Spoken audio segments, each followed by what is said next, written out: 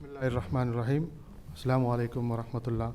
Respected colleagues, ladies and gentlemen, good morning and a warm welcome to each and every one of you. It is a great honor to be here in Maldives, a place renowned for its natural beauty and hospitality. As we gather for this significant occasion, my name is Abu Bakr Siddiq and I am the General Manager and Head of Partnerships and Patient Care at Apollo Hospitals Bangalore. Today marks an exciting milestone as we expand our vision and services beyond borders, reinforcing our commitment to provide world-class healthcare.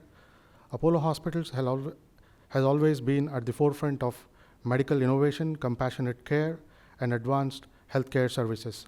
And our journey here today is a testament of these values. In the ever-evolving landscape of healthcare, Apollo Hospitals Bangalore has consistently pushed the boundaries to transform lives through excellence in clinical outcomes, advanced technology, and patient-centric approach. Our team of highly skilled and dedicated professionals worked tirelessly to ensure that every patient receives the best possible care tailored to their individual needs. As we extend our presence to Maldives, our goal is to bring our expertise and advanced medical care closer to you. We understand the unique healthcare needs of this region and are committed to collaborating with local healthcare providers to enhance the overall health and well-being of the Maldivian community. Our initiatives will focus on providing access to the specialized medical treatments, advanced diagnostics, and comprehensive care programs, ensuring that quality healthcare is accessible to all. Apollo Hospitals Bangalore is equipped with state-of-the-art facilities and cutting-edge technology, world-class consultants, enabling us to deliver high standards of care across various medical specialties. Medical advancements, offering our patients the latest in medical services and treatment.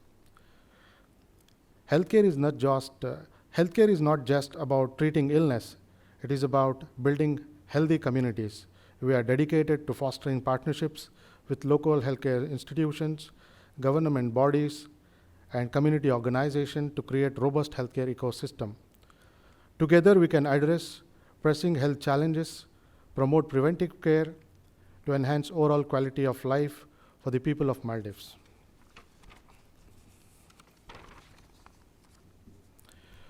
As we embark on this new journey, we are filled with optimism and determination. The future of healthcare lies in collaboration, innovation, and relentless pursuit of excellence. Apollo Hospitals Bangalore is committed to being a trusted healthcare partner for the Maldives, and we look forward to making a positive and lasting impact on the health and well-being of the Maldivians. I would like you to have a look at what we do at Apollo Hospitals through this video testament.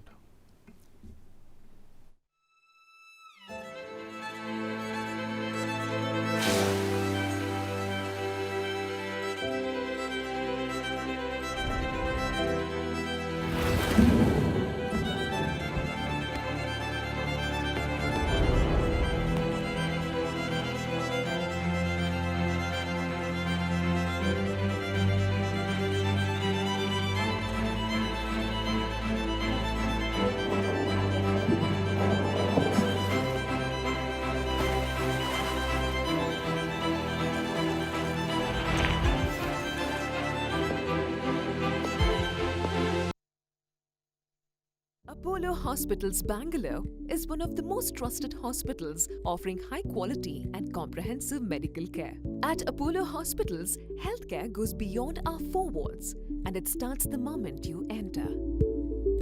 We provide world-class healthcare to our patients. Our state-of-the-art technology, supported by internationally trained experts around the world, is the testament to it, treating with minimal invasive approach and robotic-assisted procedures.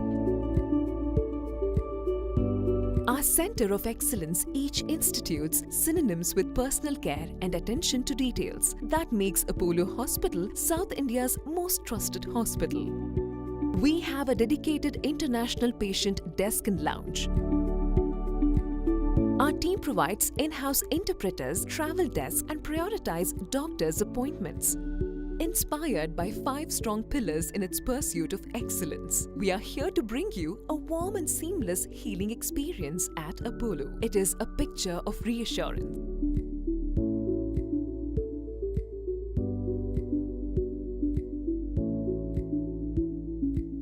Welcome to Apollo Hospitals.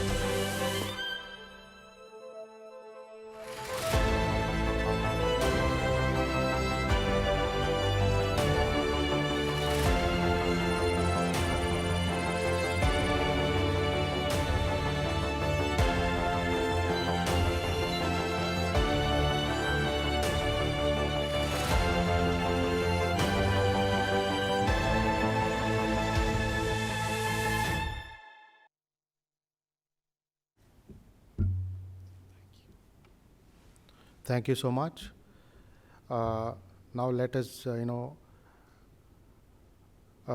meet our panel of experts, like Dr. Satish Satyanarayan, our Senior Consultant Neurosurgeon, Dr. Girish Navasundi, Senior Consultant and Director, Cath Lab Interventional Cardiology, Dr. Rani Bhatt, Senior Consultant, Gynec Oncology and Robotic Surgeon, Dr. Sridhar P.S., Senior Consultant, Radiation Oncology and Cyberknife Expert, and Professor Satish Nair, Senior Consultant, ENT, Head and Neck Surgeon and Robotic Surgeon.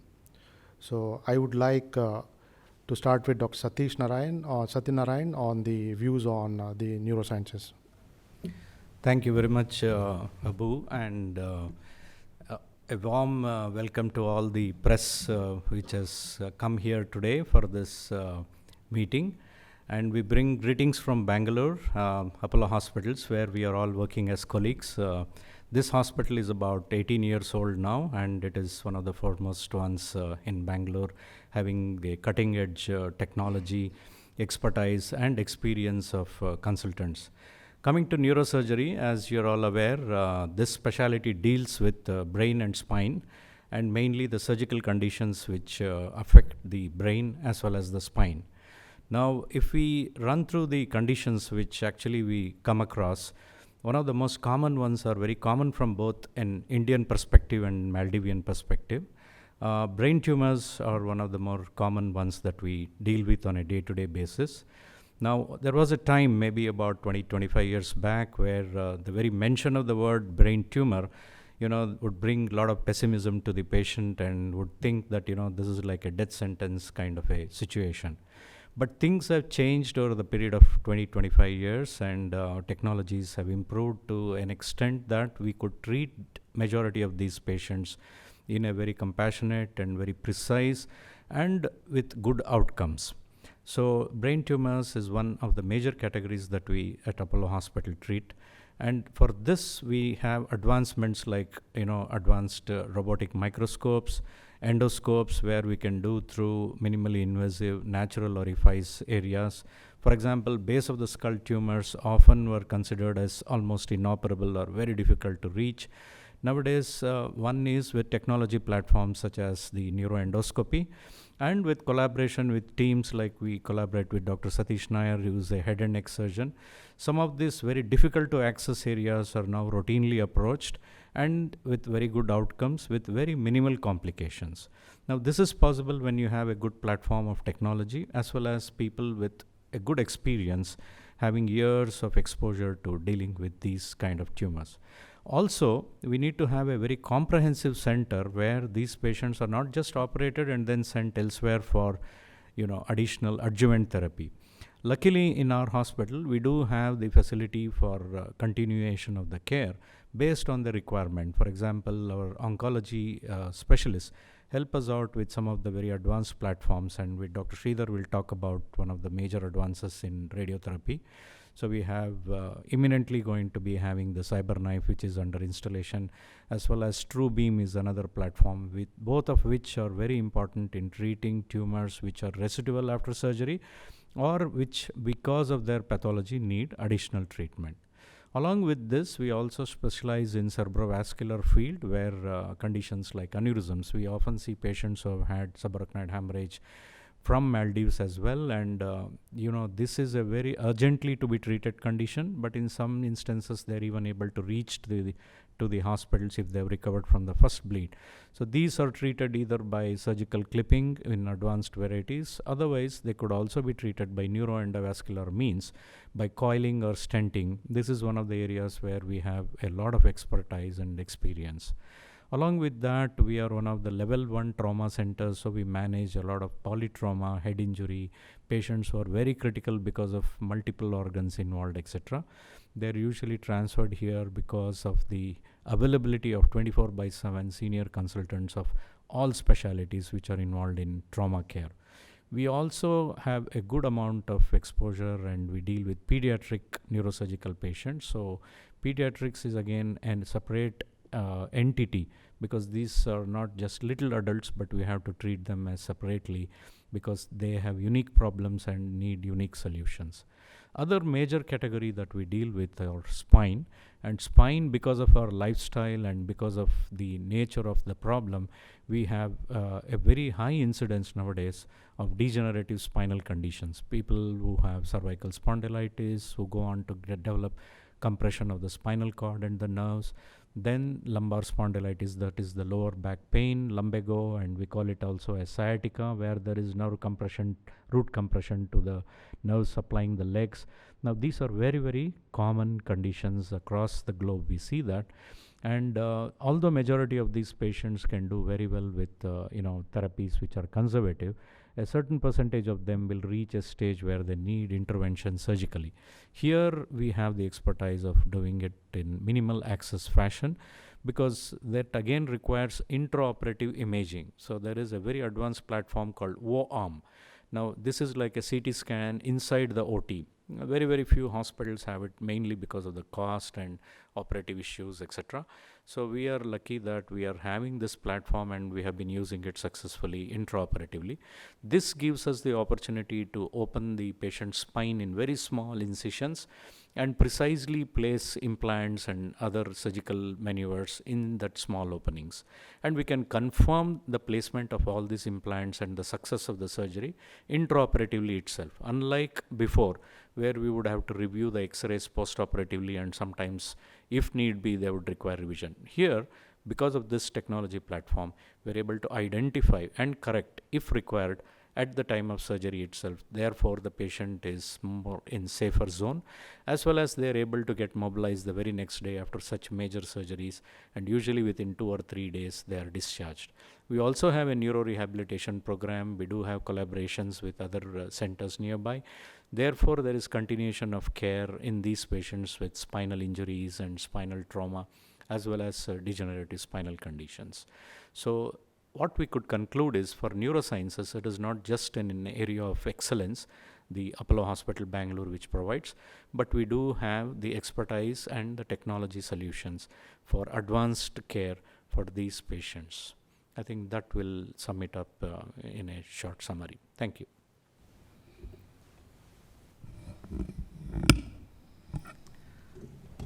Hello and welcome. And I'm Dr. Girish Navasundi. I'm an interventional cardiologist. I'm very delighted to be here among with you all in Maldives. As humans, as doctors, it's our moral responsibility to bring in the best of human skill and technology for all the people across the borders, as Mr. Abu Bakr just conveyed. It's been the vision of our chairman to impact every life so positively that most can live to best of their potential. Towards that, the way the people of Maldives share their natural beauty and hospitality with the rest of the world, we from India, especially Bangalore, we are pioneers in terms of technology and human skill. We have always invested tremendously into building global standard of healthcare in terms of skills and the cutting edge technology, which brings healthcare of a global standard at a very affordable or efficient pricing. Today, globally, the greatest challenge is for every human an access to the global best standard of healthcare. I think India, especially Bangalore, has been able to bring best of human skill and technology for all the people across the globe. And we receive patients from more than 70 countries at this point in time. Coming specifically to heart, we all know heart is center of human existence, both emotionally and physically.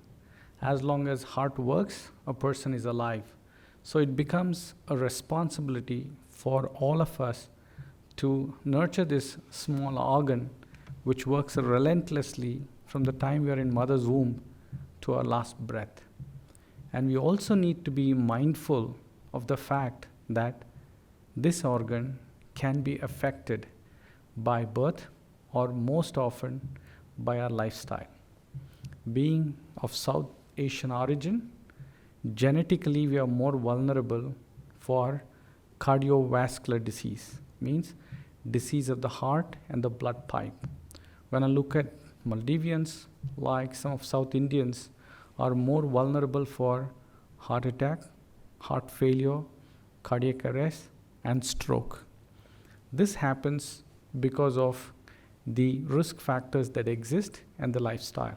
I've seen in this community, I think people live a bit of stressed life and quite a large proportion of them smoke. And their diet also, although it is sea-based food, but also a lot of oil. So when we look at how do we prevent disease among the Maldivian community, and when there is a need for cutting edge medical science to heal them and bring them back to their families with much better productivity and longer life, it's important to collaborate. We are very glad the government of Maldives has tremendously invested into the well-being of people, offering them across the globe access to the best of healthcare, either directly or through insurance companies. And that's a great initiative.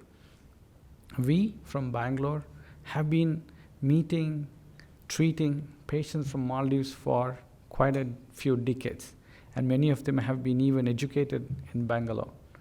Coming to heart, you must understand that there are three diseases which are different but very dangerous. One is heart attack, the second one is heart failure, third one is cardiac arrest. Heart attack happens when the blood pipes that supply oxygen to the heart get clogged by cholesterol or calcium. Blood flow stoppage leads to damage, that's called heart attack. Heart failure is a situation where heart cannot pump adequate amount of blood to meet the demands of the body. They become weaker and weaker, and they have repeated hospitalization for either breathing difficulty or exhaustion. Third condition is called cardiac arrest, where the electrical activity suddenly becomes impaired or stops, leading to stoppage of oxygen supply to the brain and other body. These are, to a large extent, preventable. You have a great healthcare system in some parts of Maldives, which is able to manage a large portion of cardiovascular disease. Very efficient people, able to diagnose and identify. But I think there is a portion of disease that needs to be managed by a much technically advanced and more skilled healthcare professionals. I think when you seek that highest level of healthcare skills and the best of the technologies, I think we are one of the most sought after healthcare destination, that is Apollo Hospitals Bangalore.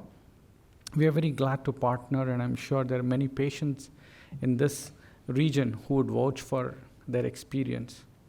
When it comes to heart blockages, we are one of the pioneers in doing the most complex, means when there are 100% blockages in multiple vessels who cannot be treated by a bypass, we do angioplasty on them. Or those who have undergone a bypass and they redevelop blockages, which again needs high level of competence to treat, we do angioplasty on them. There's another category where the blood vessel is blocked with substance which is so hard, called calcium, that it becomes very difficult to open them. We expertise in them by doing rotablation, that means drilling through that calcium, and what we call lithotripsy, where we insert a balloon which has got a sonic ultrasound waves which can break up the block and open the vessels. And also we do most of our cases under vision. That means we do not do depending on the angiogram, but introduce a camera inside the blood vessel, understand what is blocking, what is the length of the vessel, how long is the block, and when we implant a stent, how well it is done to conclude. Why? Whenever you do a medical therapy, we have one chance and we have to do the best. So we are pioneers in that front. Secondly, coming to the bypasses, we're the pioneers in the world. We do minimally invasive cardiac surgery and robotic heart surgeries. We are the only center in the country at this point, and we are the largest minimally invasive bypass center in the world, not in the region. So that's the level of competence that we have. And coming to the valve diseases, again, we are pioneers, where most people do by opening the chest. We never open. It is done through about 2.5 inches incision under what we call minimally invasive cardiac surgery or robotic cardiac surgery. And those people who are not fit for a surgery because of aging or other problems like problem in the lungs, kidney, or other issues, we implant a new valve of the heart without any cut or stitch by going through the groin like an angiogram. It's called transcatheter valve implantation. We are again a pioneer. We are one of the most sought after in the world for doing transcatheter valve replacements for aortic valve, mitral valve, even for tricuspid valve.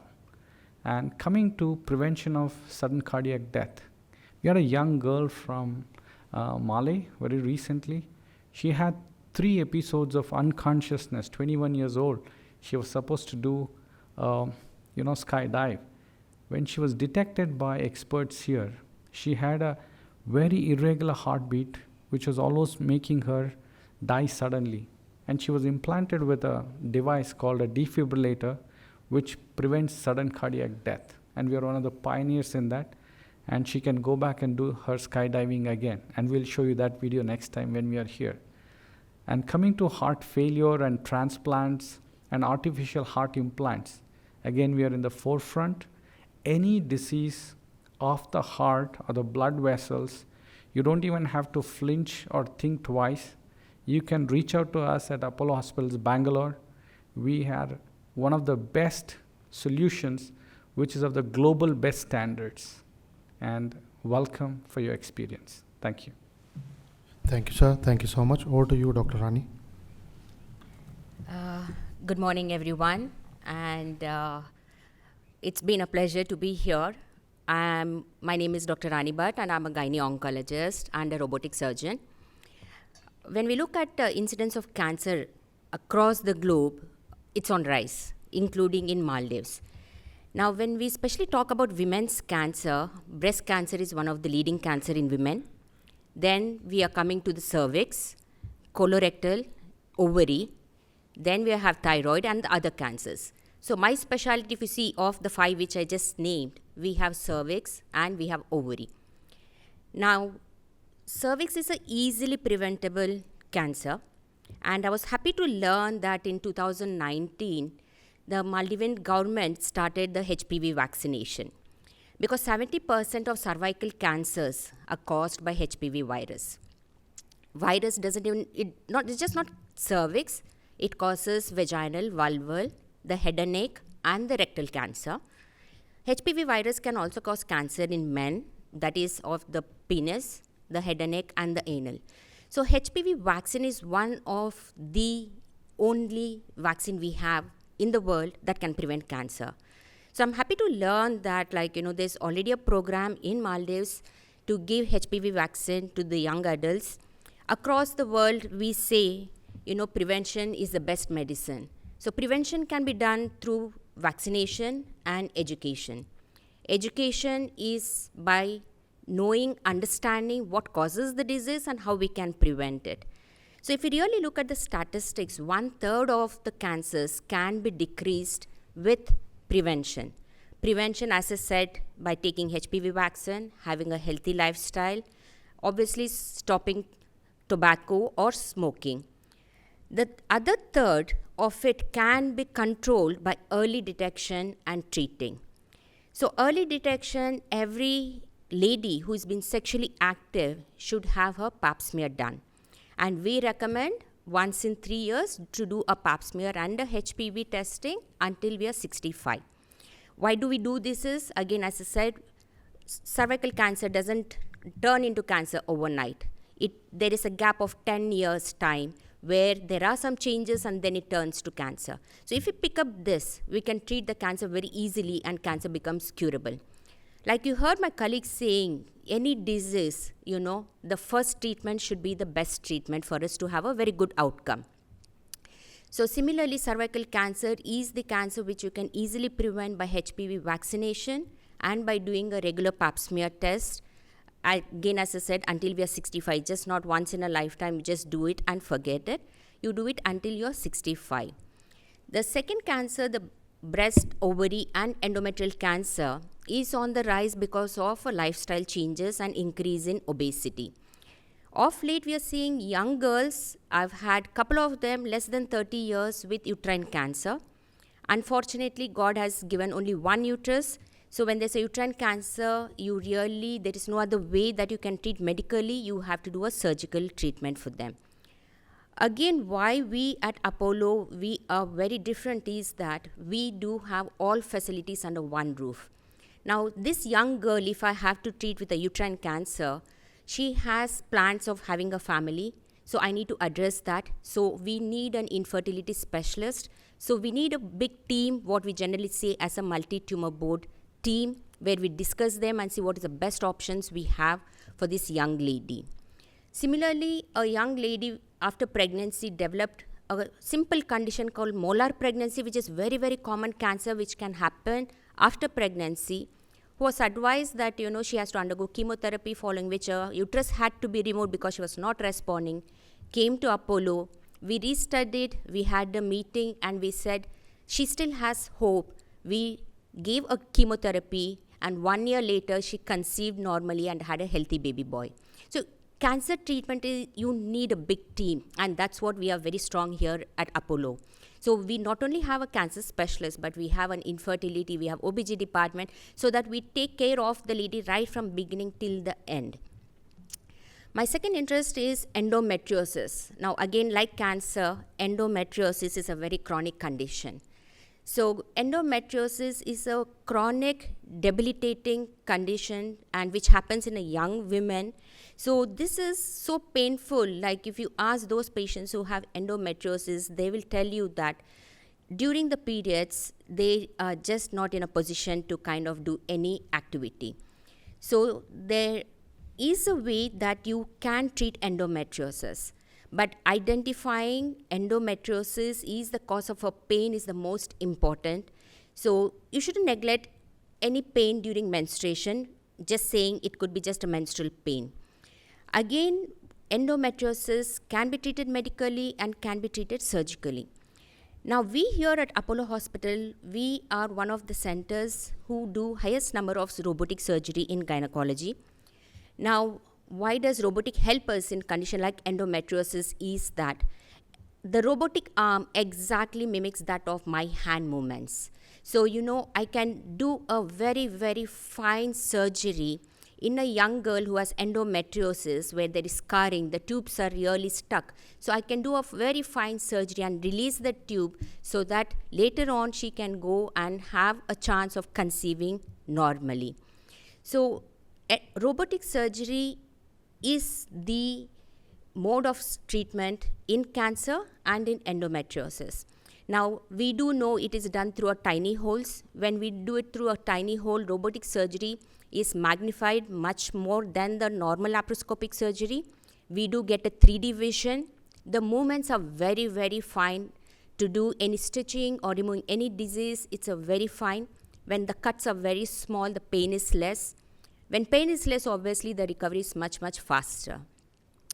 Again, as I say, it has to be a teamwork, be it for a cancer or be it for an endometriosis.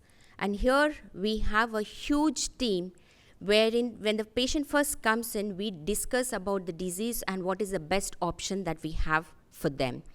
Right from preserving the fertility to fertility sparing surgery, we offer embryo preservation before going in for any cancer treatment. If a lady needs any chemotherapy, we do know chemotherapy can have effect on to the ovary and the eggs. So we do right from the beginning till the end. Again, for example, it is just not the surgery like my colleague said, and we just stop there.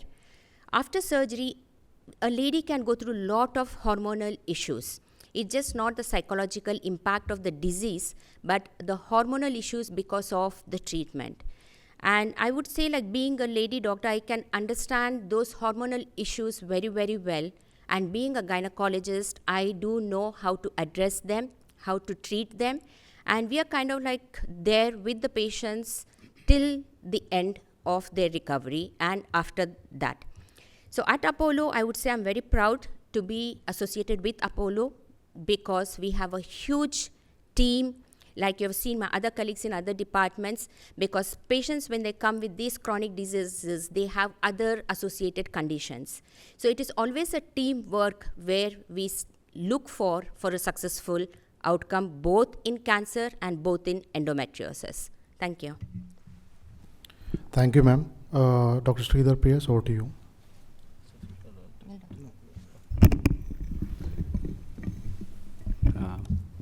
Good morning and warm welcome and greetings from Bangalore.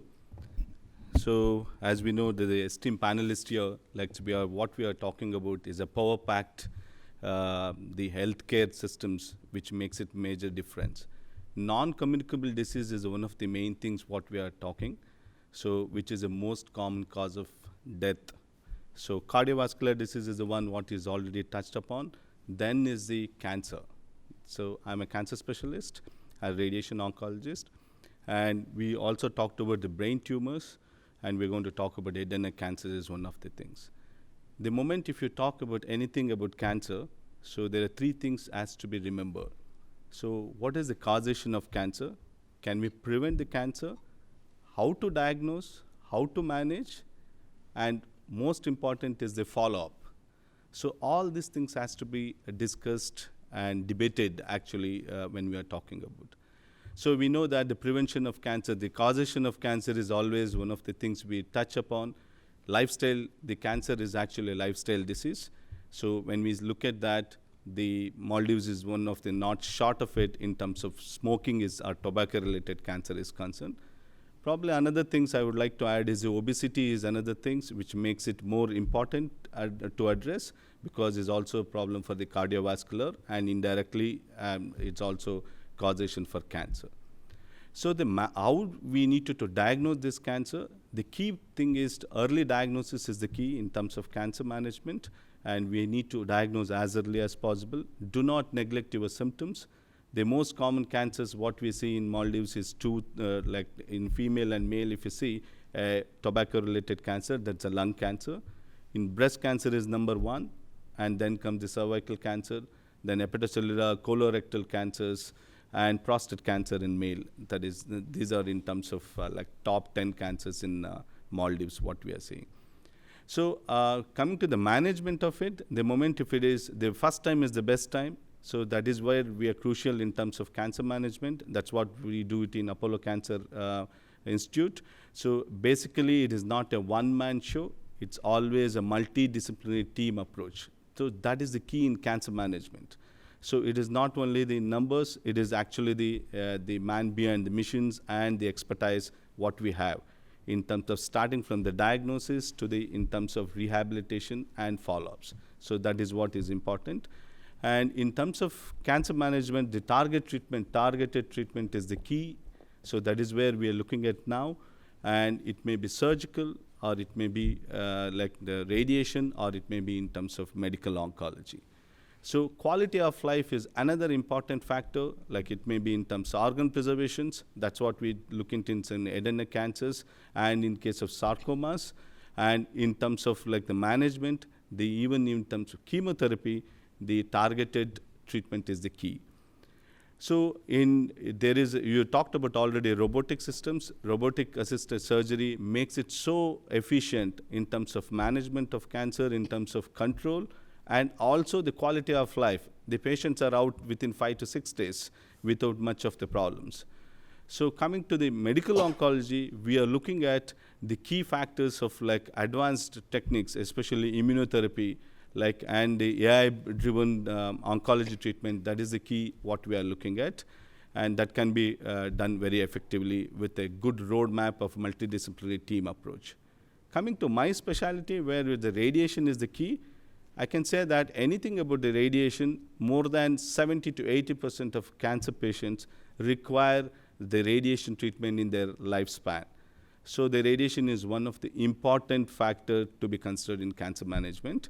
And in that also, there is a big leap in terms of expertization and the developments what has happened in radiation oncology domain. So I experienced in case of like the CyberKnife. CyberKnife is a robotic assisted radiosurgery system. And here what we are looking at a very, very precise, highly precise sub-millimeter accurate treatment effectively to practically to any of the area. So it is the continuous tracking is one of the things what we talk. Because you are giving an highly efficient the more dose, it can be treated very effectively with the least side effect to the surrounding structures, and it's with a short duration. It may be 1 day to 5 days. Maybe the patient has to stay only like a couple of weeks. So you don't have to stay for like 6 to 7 weeks of radiation is concerned. So especially what all the things what we used in CyberKnife here is, there are a lot of places where there's an early cancers. That's what Dr. Satish was talking about, neurosurgical approaches where there may be residual disease, or the surgically we cannot reach to that particular stage, or patient may not be eligible for surgery. These are definitely the indications what we are looking at. Then comes, it may be in terms of lung cancer, which is most common, and even the prostate cancer and liver cancers, which is the main complaints in this part of the world, can be treated very effectively in terms of non-surgical approach. Pancreatic cancers, without a major surgery, we can do only CyberKnife robotic radiosurgery, that what we call it as SBRT. So now it is not only limited to the localized treatment.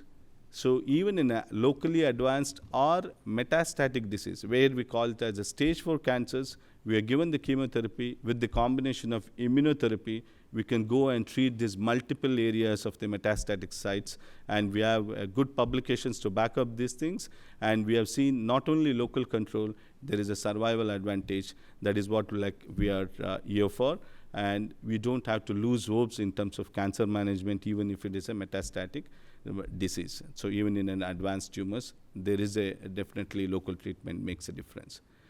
One of the things what we are looking at is advanced treatment. Whenever there's a patient, especially in young patients, we need to look into genetic factors. That is what is a tailor-made treatment, which makes a lot of difference. And then immunotherapy and the combinations treatment makes definitely different from others in terms of cancer management. So I think I'll conclude here.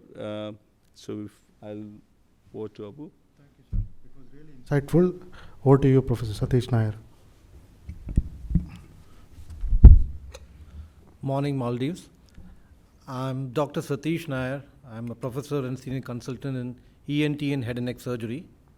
I'm also an endoscopic and robotic head and neck surgeon, as well as a minimally invasive endoscopic skull-based surgery. So we all know what ENT is. So what's head and neck surgery? So head and neck surgery is that area, roughly if you put it, just below the brain and above the lungs. So you can all understand how complex this area is. This area is your face. This is what you show to the world. You can't hide any disease in this area. So the treatment in this area needs to be precise. In addition to this, it's also an area which has the major senses of the body. We talk about the special senses, the hearing, the vision, the smell, the taste. So all are in these areas. In addition to that, two more important things, breathing as well as swallowing. So imagine a small problem. I would consider, like for example, you know a small thing like sinusitis or a common cold that you get. How many things does it affect? You have a blocked nose, you don't have a good smell, you're not able to swallow food. A simple thing can cause so much of morbidity to a person. So imagine any other disease in this area, what it would cause.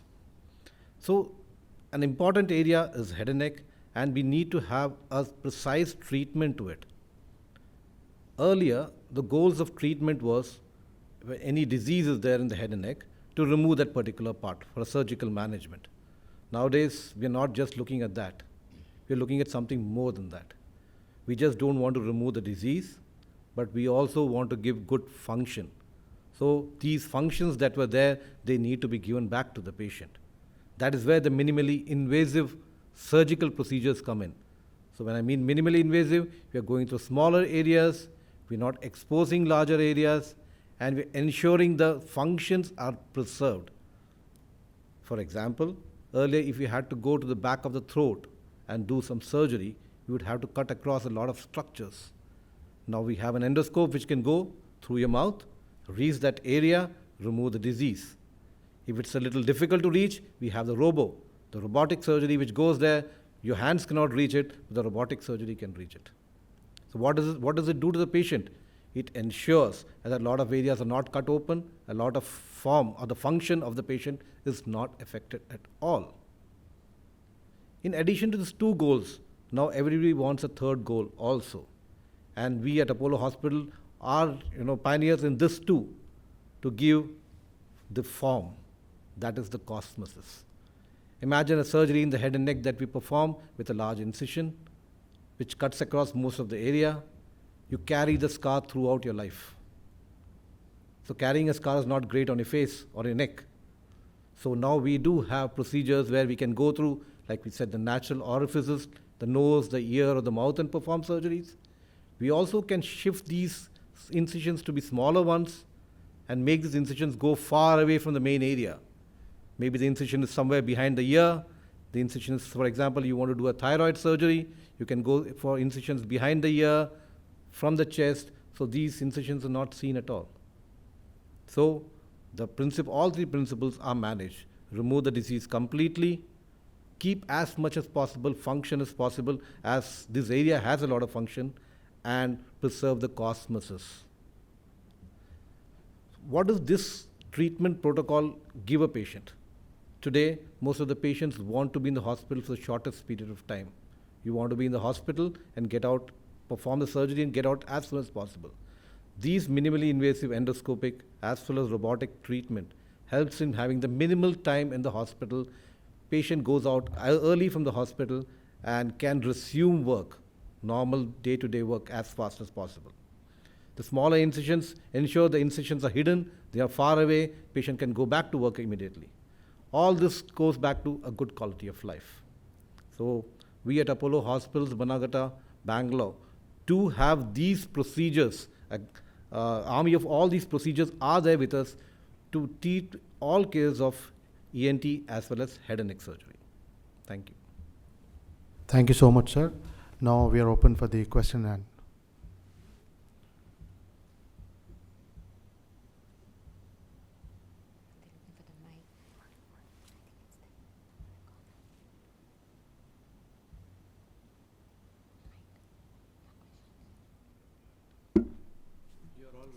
to have questions on any of the specialities, whether it is head and neck, as Dr. Satish said, about cancer in general, radiotherapy and advancements in radiotherapy. Dr. Girish has spoken so much about advancements in cardiac sciences. Similarly, neurosciences I have covered for both for brain and the spine. So virtually the most important super specialties which are difficult to access in smaller places or places where it requires a lot of advanced care. So these are the areas we usually cover in Apollo hospitals, apart from the regular specialties as well. So if you have any specific queries or even general queries, you're most welcome, and we would do our best to answer it for your audience.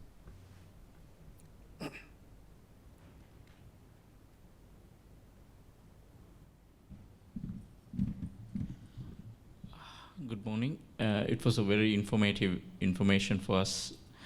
And my name is Ali, and I'm from Southeast News. We had a question. Actually, I think most of the Maldivians will be concerned to connect with your hospital. Which are the insurance companies that you will be working, or is there any insurance companies already having established relation with Apollo Hospital Bangalore? And the other thing is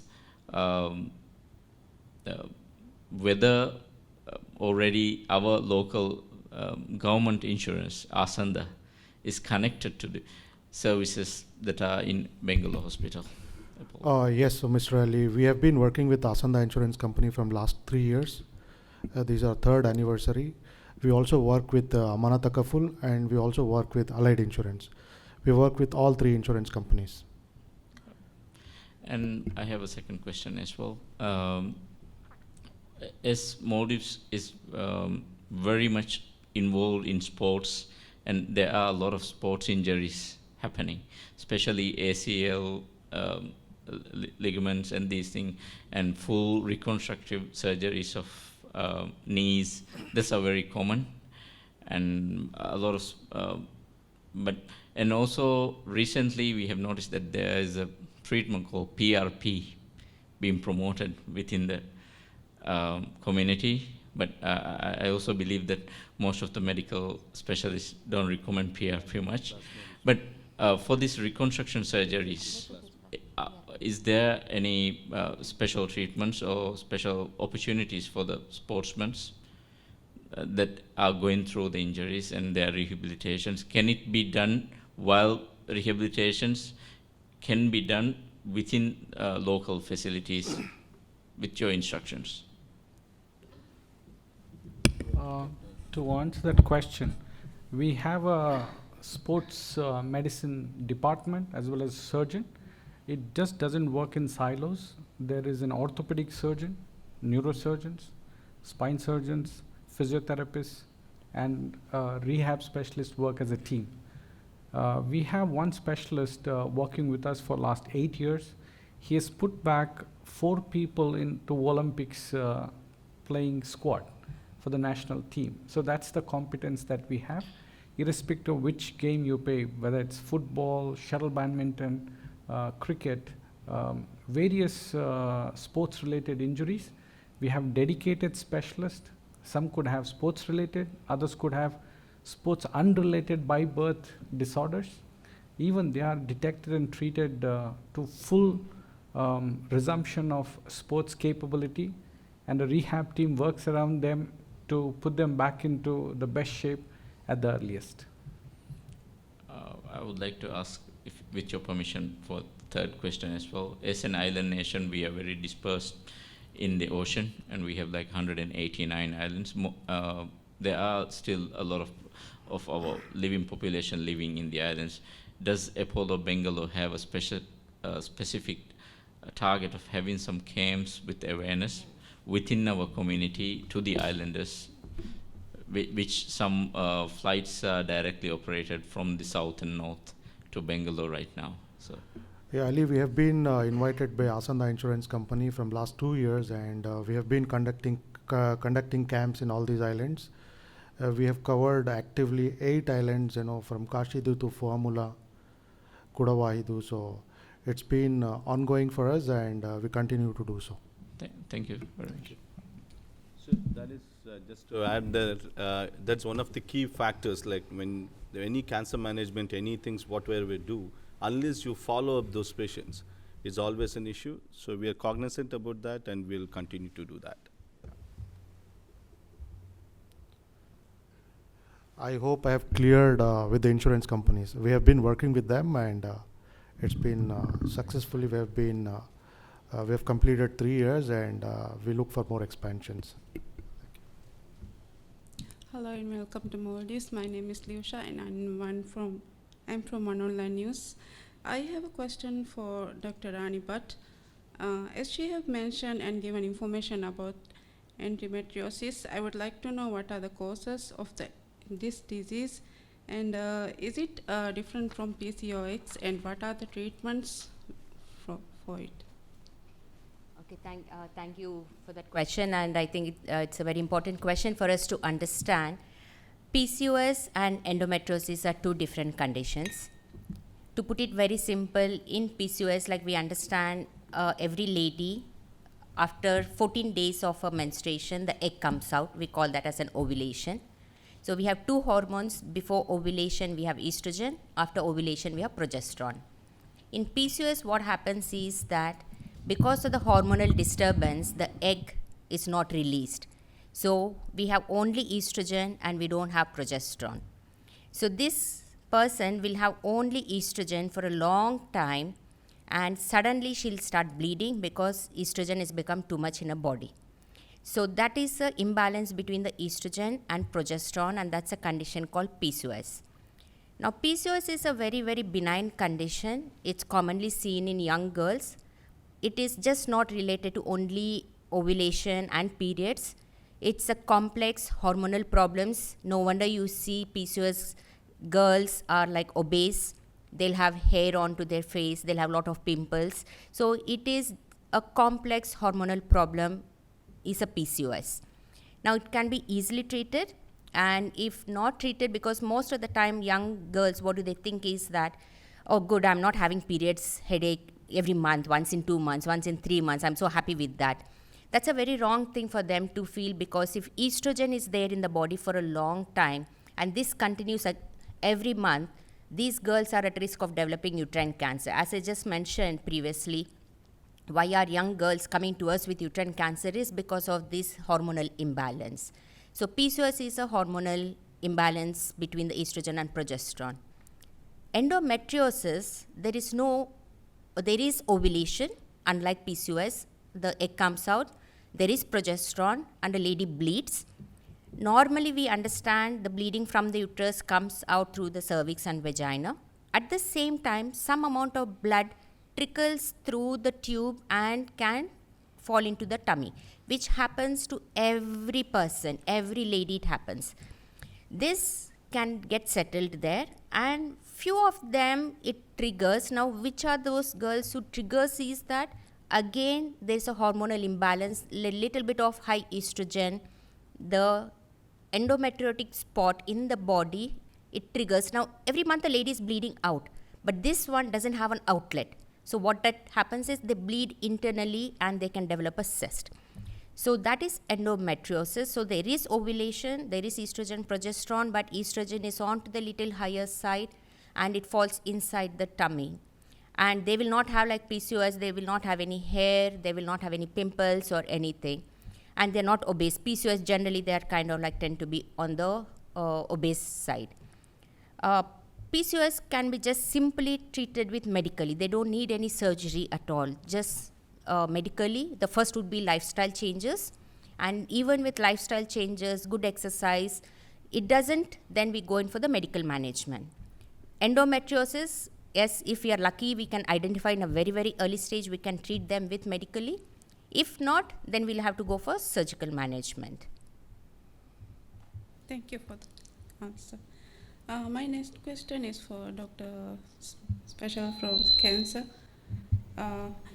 In Maldives, there's a lot of young girls having breast cancer problems, and a lot of young girls having abscess also in between the breast and in between the skin also, breast skins. So what is the causes of this and what is the treatment for this? I'll take.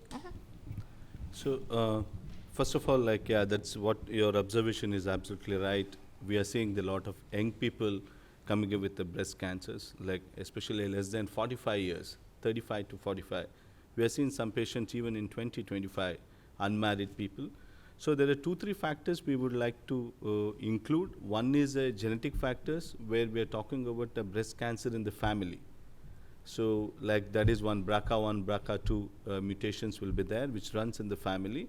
That's why any young patients, genetic testing requires for those patients. And by and large, they behave differently from normal breast cancers. That's why it is very important to identify those subsets and treat aggressively. So there are effective drugs available, and there is effective treatment for the breast cancer in early, and you need to identify and continue the treatment. That is number one. Number two, one step backwards, how to identify any breast lesions. I think it should not be neglected. Please go to the like your family physician or the local doctor, so that it should be excluded as it does not have cancer. Abscess is another biggest confusing things in case of breast cancer, especially immediately after the baby.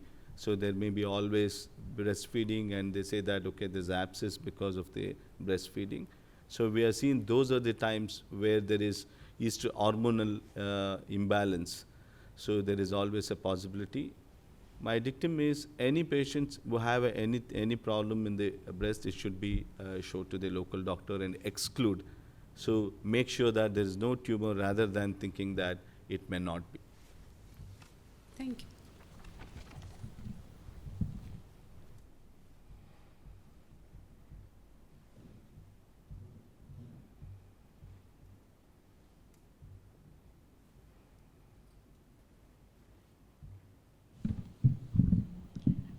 Hello, I'm Fatmatullah from PSMA.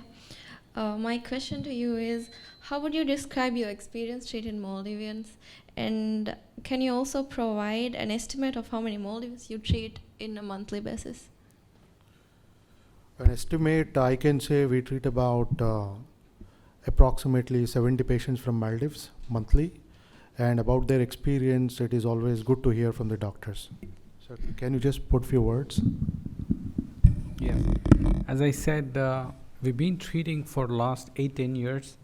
I think Maldivians are one of the most pleasant people who seem to understand when communicated what is the disease, what are the treatment options available, and what is the care that needs to be taken post-procedure, and following up with their local physicians and come back in contact when required. I think they're a well understanding community, and largely they adhere to the treatment advice given, and the challenge has been the smoking. I think we need to work on that. Adding to this, like we really appreciate the initiative of the government in, like taking care of the treatment, which is really unique and excellent. Like we really appreciate for that. Oh, I have one more question. We haven't mentioned arthritis. I just wanted to. It is one of the main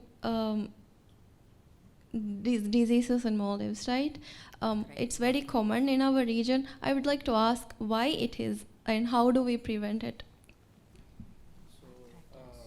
Although it is in the domain of orthopedics, and I am a spine and neurosurgeon, but we do see an increasing incidence of arthritis. So basically, it is a degenerative condition. So degenerative meaning in the knees and especially in the hips are where the two major joints which get affected by arthritis. One of the factors is the fact that even in Maldivians, the life expectancy has been steadily increasing. If you see the map out for the last 40-50 years, more and more people are living to be into their 70s and 60s and 80s, etc. So as we age, a lifetime of usage of these joints, there is a natural degradation of the joint cartilage, and therefore there is a risk of developing this osteoarthritis. Now, in arthritis, we have to say that the most common one is osteoarthritis, which is a lifestyle and degenerative disease. One is age, second is obesity. Obesity has a very direct and important link to developing arthritis at an early age. The other types of arthritis, basically they are inflammatory, like rheumatoid arthritis and other conditions which require a little bit of expertise from the rheumatologist to work up, and then they can be effectively managed medically. But coming to your question, both the hip as well as knee, they require many times when the joint gets worn off and the quality of life is affected, the patients are no longer able to perform their normal activities day to day in a pain-free manner, and they have already exhausted all the conservative means. Then the solution for them would be what is known as arthroplasty or total joint replacement. Now, I would be happy to say that in South India, our Apollo Hospitals is one of the leading hospitals which has developed the state-of-the-art cutting-edge technology, especially when it comes to robotics. So there is something called as the robotic total knee replacement, total hip replacement by robotic, etc. This enables the patients to recover very fast. The post-operative pain scores are very less, so they are able to cooperate for the rehabilitation faster. And our surgeons also have the expertise to do both the knees or both the hips in the same sitting. So the shorter stay means the patients don't need to be away from Maldives for a very long time. And they do work with other specialists like the physiotherapists to put them back on their feet as early as possible. Thank you. Thank you.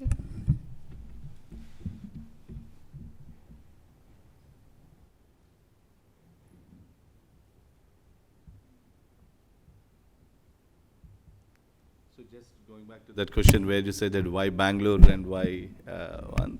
So there is a direct flight. Now there is Bangalore is Maldives to Bangalore, and the weather is very pleasant. And of course, what we are looking is an experts, the man behind the machines. That is what makes a difference. And how the Maldivians have taken it. So we have treated a lot of patients more than a decade now. So the one testimonial probably is like yesterday I have a dinner with one of my patients, like father who's died almost 6 years back. So that is one of the testimony. Thanks.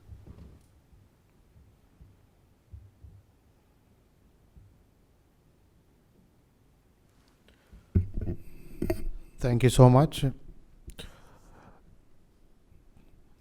I would like to extend my heartfelt gratitude to the press, our partners, and the wonderful people of Maldives for their warm welcome and support. Together, let us pave the way for a healthier, happy future. Thank you for being here today, and we look forward for the exciting journey. Thank you so much, sir, on the dais. Thank you so much, sir.